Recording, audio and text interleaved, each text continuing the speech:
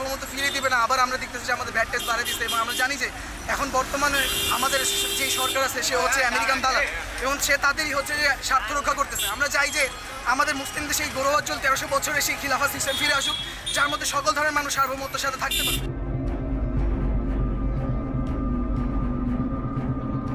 তারা মিছিল করার চেষ্টা করছিল, আমরা তাদেরকে ডিসপার্স করেছি, আমরা সাউন্ড গান মারেছি, আমরা গ্যাস গান মারছি, এরপরে মারার পরে তারা হচ্ছে ডিসপার্সে চলে গেছে। এখন পরিস্থিতি একেবারে শান্ত।